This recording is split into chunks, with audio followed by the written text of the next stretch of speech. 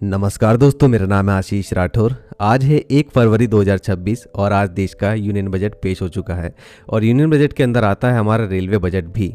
आज निर्मला सीतारमण जी ने अपनी पूरी स्पीच कर ली है और काफ़ी सारी जानकारी सामने भी आई है। तो दोस्तों, आप लोगों को सबसे पहले तो मैं जानकारी दे दूं कि बजट कितना रखा गया है। उसके बाद काफ़ी सारी बात करनी है। हर बार दोस्तों जब भी बजट आता है तो लगभग एक दिन लग जाता है समझने में कि आखिर बजट कितना भारतीय रेलवे को दिया गया है। लेकिन इस बार मैं आप लोगों के लिए एक बिल्कुल सही नंबर लेकर के आया हूं। आप लोगों को कोई कन्फ्यूजन क्रिएट नहीं होगा, क्योंकि कहीं कहीं वेबसाइट्स पर आप लोगों को डिफरेंट नंबर दिखाई देंगे बजट में कितना एलोकेट किया गया है भारतीय रेलवे को पैसा उसमें। तो वो जो नंबर्स हैं वो अलग क्यों दिखाई देंगे, वो आप लोगों को मैं क्लियर कर देता हूँ। कितना खर्चा होने वाला है, कितना बजट टोटल रखा गया है और कितना गवर्नमेंट ने दिया है पैसा और कितना बाहर से रेलवे उठाने वाला है प्रोजेक्ट में पैसा लगाने के लिए, लोन या फिर पीपीपी मॉडल के तहत जो रेलवे को पैसा मिलता है। तो वो सब चीजें मैं आपको क्लियर करूंगा। तो दोस्तों, सबसे पहले तो टोटल बजट कितना है वो भारतीय रेलवे ने पोस्ट कर दिया है। 2,93,030 करोड़ रुपीस। आखिरकार हम जो सोच रहे थे कि रेलवे बजट अब बढ़ेगा, तो बहुत बड़ा बजट यहाँ पर आया है भारतीय रेलवे के लिए। पिछले साल ये बजट 2,65,000 करोड़ रुपए के आसपास था और अब बढ़ करके 2,93,000 करोड़ के नजदीक आ चुका है। और यहाँ पर अब ये जो एग्जैक्ट नंबर है ये टोटल बजट का है। यही आप लोगों को कई जगह पे देखने को मिलेगा और कुछ जगह डिफरेंट नंबर आपको देखने को मिलेगा। जो टोटल आउटले है, जो खर्चा होने वाला है भारतीय रेलवे में, वो कितना है, तो वो निकल के आया दोस्तों 2,78,030 करोड़, 2,78,030 करोड़। तो दोस्तों ये खर्चा है जो कि इस फाइनेंशियल ईयर जो कि शुरू होने वाला है अप्रैल से 2026 से 2027 के बीच में, इतना खर्चा रेलवे अपने इंफ्रास्ट्रक्चर में, रोलिंग स्टॉक में, न्यू रेलवे लाइंस डालने में, सेफ्टी में, सैलरीज एंड अदर जितने भी काम होते हैं भारतीय रेलवे के, उन सभी में करने वाला है। अब दोस्तों आप लोगों को ये मेन नंबर 2 क्लियर हो गए। अब इन दोनों ही नंबर्स को मैं अच्छे से ब्रेक डाउन करके एनालिसिस करके आपको बताऊंगा कहां पर कितना खर्चा होने वाला है और भी आपको एग्जैक्ट नंबर आगे देखने को मिलेंगे जो बजट का डॉक्यूमेंट मैं आपको आगे दिखाने वाला हूं। लेकिन इससे पहले आप लोगों को निर्मला सीतारमण जी ने जो मेन बातें बताई हैं उसमें से कुछ जानकारी मैं आप लोगों को रिवील कर दूं। देखिए दोस्तों, सबसे बड़ी बात आखिरकार जो बीजेपी ने अपनी मैनिफेस्टो में 2024 में रखी थी कि नए हाई स्पीड रेल कॉरिडोर बनेंगे जो कि बुलेट ट्रेन कॉरिडोर ही होंगे, इनके ऊपर काम करेंगी सरकार। तो आखिरकार बजट 2026-27 में इनको इंक्लूड कर लिया गया है और निर्मला सीतारमण जी ने बताया कि 7 new high speed railway corridor बनेंगे देश में, जिनके ऊपर काम अब शुरू होगा। और दोस्तों इनके ऊपर काम पहले से ही डीपीआर और सॉइल टेस्टिंग एंड अदर जो भी इंजीनियरिंग वर्क होते हैं बैकग्राउंड में हो रहा था। अब लेकिन सरकार ने खुद ही बता दिया कि वो इन पर अब काम करने जा रहे हैं। तो दोस्तों ये कॉरिडोर हैं मुंबई पुणे, पुणे हैदराबाद, हैदराबाद बेंगलुरु, हैदराबाद चेन्नई, चेन्नई बेंगलुरु, दिल्ली वाराणसी। दोस्तों दिल्ली वाराणसी को भी कंसीडर कर लिया गया है। उसके बाद वाराणसी सिलीगुड़ी, तो नॉर्थ ईस्ट में भी एक हाई स्पीड रेल कॉरिडोर जा रहा है वाराणसी से। तो ये हैं वो 7 कॉरिडोर जिनको अभी कंसीडर किया गया है इनिशियली। दोस्तों आखिरकार इनके ऊपर अब काम भविष्य में आपको होता दिख सकता है और अगले 5 सालों में इन कॉरिडोर्स के ऊपर काफ़ी काम होना है, जिससे रिलेटेड सरकार ने कुछ फंड भी अलॉट किए हैं, ऐसी जानकारी अभी आई है। हालांकि इस पर और ज़्यादा पारदर्शिता भी आना बाकी है।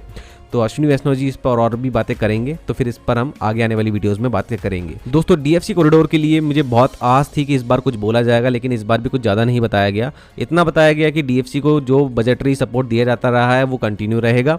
लेकिन एक बात सामने आई है, बजट में बताया गया है कि डीएफसी में डानकुनी और सूरत के बीच में एक डेडिकेटेड फ्रेट कॉरिडोर के लिए बात हो रही है। मतलब इस पर अभी चर्चा हो रही है, हो सकता है ये कॉरिडोर बने। तो ये ईस्ट वेस्ट कॉरिडोर ही होगा दोस्तों। तो हमने ईस्ट वेस्ट कॉरिडोर को जो खड़गपुर से शुरुआत होती हुई देखी है, तो वो कहीं ना कहीं डानकुनी से ही एक तरह से कनेक्टेड है। तो डानकुनी जो कि ईस्ट में है और सूरत जो कि वेस्ट में है, इससे इसका कनेक्शन करने की बातें हो रही हैं। अभी किस तरीके का डीएफसी कॉरिडोर है, इसकी अब नई तरीके से बातें क्यों शुरू हो गई हैं, तो इसके बारे में अभी और ज़्यादा पारदर्शिता आनी बाकी है। जैसी इन्फॉर्मेशन आती हैं आप लोगों को इसको भी एक्सप्लेन करके दूंगा। निर्मला सीतारमण जी ने इस बार के बजट में टूरिज्म को काफ़ी ज़्यादा सपोर्ट किया है। तो कहीं ना कहीं उन्होंने बताया कि टूरिज्म रिलेटेड जो ट्रेन्स हैं जो कि हिमाचल, कश्मीर, उत्तराखंड अरक्कू वैली, वेस्टर्न घाट जैसी बहुत ज़्यादा जो खूबसूरत जगहें हैं जहाँ पे एक्सप्लोर कर सकते हैं टूरिस्ट ट्रेन के थ्रू, तो उनसे रिलेटेड जो ट्रेन्स हैं उनको सपोर्ट किया जाएगा। बर्ड्स वॉचिंग से रिलेटेड ट्रेन्स भी जो है वो चलाई जाएंगी। इस तरह की चीज़ें निर्मला सीतारमण जी ने अपनी स्पीच में बताई थी। तो ज़्यादा कुछ सुनने को नहीं मिला, इतना ही था जो सुनने को मुझे अभी तक मिला है। अब दोस्तों आते हैं बजट के रियल डॉक्यूमेंट पर, जहाँ पर आप लोगों को मालूम पड़ेगा आखिर काम क्या हो रहा है। तो दोस्तों ये रहा हमारा बजट का मिनिस्ट्री ऑफ रेलवे का रियल डॉक्यूमेंट, जिसके थ्रू पता लगेगा कहाँ पर कितना खर्चा होने वाला है, trains, bridges, new railway lines, कहाँ पर कितना खर्चा होगा, सब जानकारी मिलेगी। अब आप एग्जैक्टली जो पहले नंबर आपको बता चुका हूँ उसको याद रखिएगा। टोटल बजट हमारा 2,93,030 करोड़ रुपीज़ है, और आउटले जो है मतलब टोटल खर्चा जो हमारा होगा वो इस वित्त वर्ष में 2,78,030 करोड़ रुपीज़ है। इन दोनों नंबर को याद रखना। अब यहाँ पर आप लोगों को एग्जैक्टली बताऊंगा नंबर किस तरीके से यहाँ पर दिखाई देते हैं। देखिए दोस्तों, सबसे पहले तो आप लोगों को नेट जो बजट दिखाई दे रहा होगा 2026-27 फाइनेंशियल ईयर के लिए मिनिस्ट्री ऑफ रेलवे को जो अलॉट हुआ है वो यहाँ दिखाया हुआ है 2,81,377.32 करोड़, 2,81,377.32 करोड़।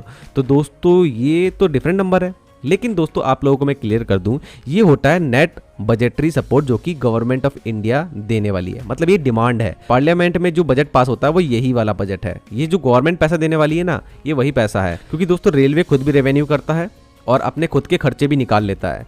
उसके बाद रेलवे को जो बजटरी सपोर्ट मिलता है ये वो सपोर्ट है नेट सपोर्ट। तो जो रिकवरीज हैं, रिसिप्ट्स हैं, वो सब चीज़ें एडजस्ट हो जाने के बाद में इतना जो खर्चा है वो रेलवे को अलग से गवर्नमेंट ऑफ इंडिया देगी। और दोस्तों साथ में जो ये 2,77,830 करोड़ कैपिटल एक्सपेंडिचर आप लोगों को दिखाई दे रहा है, ये अप्रॉक्स रेलवे ने बताया है 2,78,030 करोड़ जो है ये आपका आउटले होगा। तो ये जो कैपिटल एक्सपेंडिचर है, जो खर्चा है, ये वही चीज़ है, और अप्रॉक्स 2,78,000 रेलवे ने बता दिया, लेकिन यहाँ पर 2,77,830 करोड़ लिखा हुआ है। तो दोस्तों ये वही खर्चा है जो कि रियल में किया जाएगा इस फाइनेंशियल ईयर में। अब दोस्तों आप लोगों के मन में आ रहा होगा कि ये तो हमारा टोटल कैपिटल एक्सपेंडिचर है, मतलब खर्चा इतना है और गवर्नमेंट कितना सपोर्ट करने वाली है वो यहाँ बता दिया, लेकिन नंबर तो 2,93,030 करोड़ लिख कर आया है ना पहले जो टोटल बजट है। तो वो कैसे आया? वो दोस्तों ऐसे आया कि रेलवे को गवर्नमेंट ऑफ इंडिया तो पैसे देगी, लेकिन रेलवे खुद लोन भी लेता है, और IRFC जैसी जो संस्थाएं हैं वो रेलवे को फाइनेंस भी करती हैं उनके प्रोजेक्ट को, तो उनको पैसा देती हैं, और रेलवे PPP मॉडल के तहत भी पैसा उठाता है। तो वो जो पैसा होने वाला है वो लगभग 15,000 करोड़ रुपए होने वाला है इस साल। और आप लोगों को इस डॉक्यूमेंट में सबसे लास्ट में मैं दिखा देता हूँ उसको, वो यहाँ पर आप लोगों को दिख जाएगा। तो ये होता है IEBR, 15,000 करोड़ जो है वो एड ऑन होकर के आया है। तो ये होता है दोस्तों एक्स्ट्रा बजटरी सपोर्ट जो गवर्नमेंट ऑफ इंडिया के बाद अलग से और रेलवे लोन वगैरह लेता है। तो टोटल जो आ रहा है अब नंबर 2,92,830 करोड़, जो कि लगभग 2,93,030 करोड़ के नज़दीक है। तो अप्रॉक्स रेलवे ने उतना बता दिया था ये। तो ये होता है असली नंबर। तो आउटले आप लोगों ने समझ लिया 2,77,830 करोड़ जो कि खर्चा होना है कैपिटल एक्सपेंडिचर।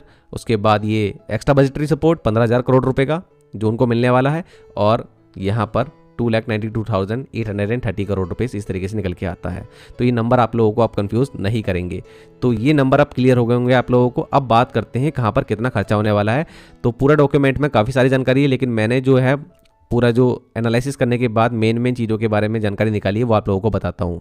तो ट्रैक एक्सपेंशन में जो खर्चा होने वाला है वो न्यू लाइंस में होने वाला है 36,722 36,722 करोड़। डबलिंग में खर्चा होने वाला है इस बार ट्रैक्स की 37,750 करोड़, 37,750 करोड़। गेज कन्वर्जन जो होगा ट्रैक्स का वो होगा 4,600 करोड़, 4,600 करोड़ रुपए से। तो ये तो हो गया ट्रैक एक्सपेंशन का पैसा। अब आते हैं इलेक्ट्रिफिकेशन से रिलेटेड काम में। इलेक्ट्रिफिकेशन में दोस्तों इस साल 5,000 करोड़ रुपए खर्च किए जाएंगे। सिग्नलिंग एंड टेलीकॉम से रिलेटेड काम में 7,500 करोड़ रुपीस खर्च किए जाएंगे। रेलवे सेफ्टी से रिलेटेड काम दोस्तों यहाँ पर बड़ा पैसा दिया गया है, यहीं पर कवच का काम भी आ जाता है इसके अंतर्गत ही। तो रेलवे सेफ्टी फंड जो है उसके लिए 45,000 करोड़ रुपीस अलॉट हुए हैं। राष्ट्रीय रेल सुरक्षा कोष में इस बार 11,000 करोड़ रुपए अलॉट किए जा रहे हैं। तो दोस्तों इस तरीके से टोटल 56,000 करोड़ रुपए खर्च किए जाने वाले हैं सेफ्टी रिलेटेड फंड्स में। और इसके अंदर में आप लोगों को ट्रैक से रिलेटेड सुरक्षा, जो बाउंड्री वॉल की जाती है, कवच का इंस्टॉलेशन, ये सारे काम होते दिखेंगे। अब दोस्तों इलेक्ट्रिक ट्रैक्शन पावर के ऊपर कितना खर्चा रेलवे करने वाला है इस फाइनेंशियल ईयर में, वो है 25,183 25,183 करोड़ रुपीस। अब डीजल कॉस्ट जान लेते हैं, डीजल के ऊपर कितना खर्चा होगा। अभी भी ट्रेनें डीजल से चल रही हैं देश में, तो 7,904 7,904 करोड़ रुपए किया जाएगा खर्चा डीजल पर। आप देख रहे हैं इलेक्ट्रिक ट्रैक्शन और डीजल में कितना ज़्यादा बड़ा अंतर आ गया। एक समय था जब डीजल के ऊपर खर्चा ज़्यादा हो रहा था, और आज रेलवे ने अपना खर्चा ये इतना घटा पाया है क्योंकि 99.2% तक इलेक्ट्रिफिकेशन आज भारतीय रेलवे में हो चुका है। तो ये होता है दोस्तों इलेक्ट्रिफिकेशन से। मेगा प्रोजेक्ट्स की बात करें तो दोस्तों national high speed rail corporation bullet train project के लिए इस बार 15,000 करोड़ रुपए लगभग अलॉट किए गए हैं। डीएफसी प्रोजेक्ट के लिए दोस्तों बजटरी सपोर्ट कंटिन्यू रहेगा, ऐसा बताया गया है। अब दोस्तों रोलिंग स्टॉक के ऊपर कितना खर्चा होने वाला है, मतलब कि इसके अंदर locomotives, train sets, wagons and जो हमारी न्यू ट्रेन आ रही हैं उसके ऊपर कितना खर्चा होगा उसको इंक्लूड किया गया है। तो रोलिंग स्टॉक में खर्चा होने वाला है 52,108.73 52,108.73 करोड़ रुपए खर्च होने वाले हैं। बहुत बड़ा खर्चा यहाँ पर रेलवे अब सेफ्टी के साथ में रोलिंग स्टॉक के ऊपर भी करने वाला है। दोस्तों ट्रैक रिन्यूअल से रिलेटेड कितना खर्चा होने वाला है, वो है दोस्तों 22,853 22,853 करोड़ ट्रैक रिन्यूअल में होने वाला है इस बार। काफी बड़ी मात्रा में ट्रैक्स का रिन्यूअल हो भी रहा है देश में मिशन रफ्तार के तहत भी, और उसके अलावा भी जो ट्रैक्स भारतीय रेलवे में है उनके ऊपर भी लगातार स्लीपर और रेल्स चेंज करने का काम चल रहा है। अब दोस्तों एक यहाँ पर नंबर देखने को मिलता है रेलवे रिसर्च का। यहाँ पर मैं चाहता हूँ कि बहुत अच्छा खासा बजट दिया जाए, लेकिन फिलहाल हमेशा की तरह ही यहाँ पर एक बहुत ही छोटा सा बजट दोबारा से दे दिया गया है। ये 86.72 करोड़ रुपीज़ है।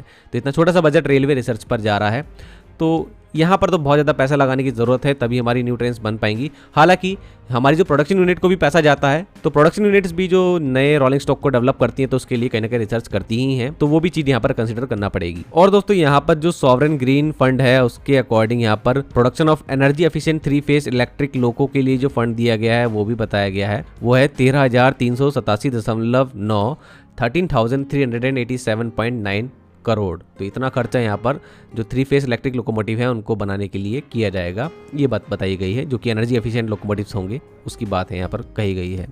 तो दोस्तों ये मेन बातें थी जो आप लोगों को जानना जरूरी थी। रोलिंग स्टॉक के ऊपर, नई रेलवे लाइंस के ऊपर, डबलिंग और अदर जो भी वर्क होते हैं भारतीय रेलवे में उससे रिलेटेड कहाँ पर कितना पैसा लग रहा है। तो दोस्तों अभी इसको लेकर के और भी काफ़ी जानकारी जोन वाइज आने वाली है आने वाले समय में, तो इन सभी चीज़ों को और एनालिसिस करेंगे, कहाँ पर किस जोन में कौन सा मेन काम किया जाएगा, उनको कितना पैसा दिया जा रहा है। और इन सब चीज़ों को जानने के लिए आप लोग मेरे चैनल के साथ बने रहिएगा। आपको आज की वीडियो कैसी लगी जरूर से मुझे कमेंट सेक्शन में बताइएगा। बजट आपको कैसा लगा वो भी आप कमेंट सेक्शन में बताइएगा। आज के लिए इतना ही। वंदे मातरम, भारत माता की जय। Also the high-speed rail corridors, 7 of them announced. The destinations are clear, so that they become the bridge for all these economical robust centers. It will happen through it. You will have dedicated freight corridors. I've named Dankuni in the east, Surat in the west.